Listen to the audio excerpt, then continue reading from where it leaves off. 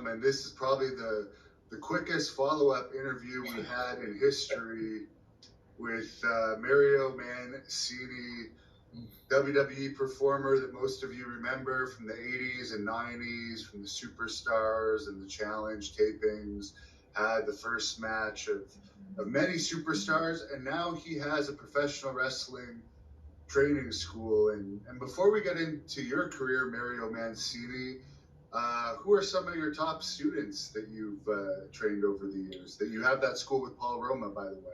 I do. Our biggest star that came out of there is Richard Holiday, who is signed with MLW right now, who is going at it constantly with Hammerstone. So I'm thinking that Holiday eventually, he loves MLW, but I'm hoping that he's AEW bound or WWE bound.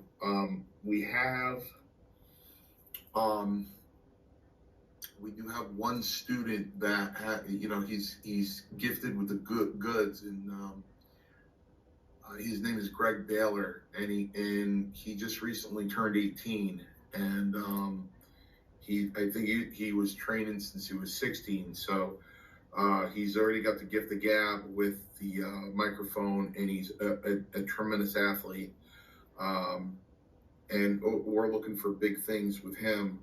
But mostly all the guys that come out of there, they're excellent workers. We have the premier tag team in the House of Pain. As I say, they are tag team wrestling yesterday, today, and tomorrow. We've used the House of Pain up here in Great North Wrestling in the past. Actually, they're two big boys that are agile for their size. Right, and that's the catch.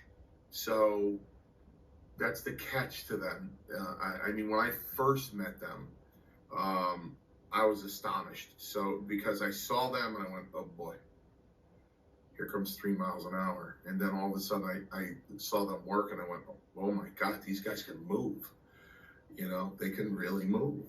So they are really good. On top of that, they're two really, really nice guys. I bump heads with Nick Payne every now and then, but it's all in good fun.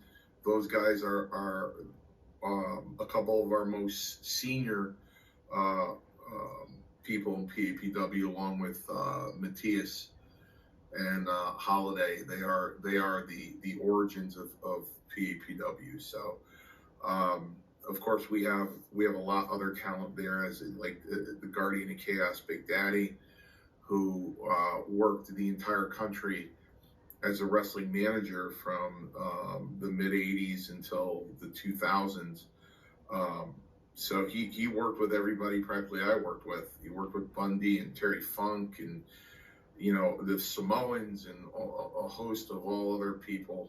He worked with Bruno San Martino. He worked with a lot of people.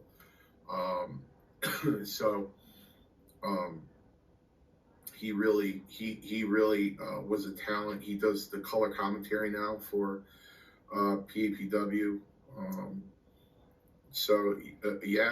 We have a 20-year veteran there, Bull Dread, who really started out in hardcore wrestling. So we're pretty diversified there. We have a pretty good crew there. Now, I've heard those MLW and Impact contracts, and I'm not hating on MLW, but I'm going to ask you a question about your contract, that sometimes they don't use the wrestlers that often, but they have to sign contracts where they're only paid if they wrestle, but they can't wrestle anywhere else. Was your WWE contract that you mentioned in the first interview that you had to sign before your first match against Greg Valentine, was that an exclusive contract where you could only wrestle for them? Hannibal, as you know by watching my other podcast, that I hold nothing back and I don't lie.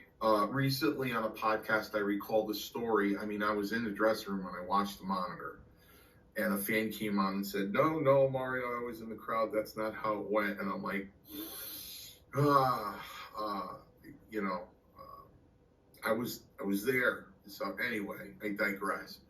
I tell the truth no matter what. So my contract stated that they own my name, although, as Tony Altomar said to me in 1983, late 83, early 84, he went, no ring announcer is ever going to be able to pronounce your name. And he was right, because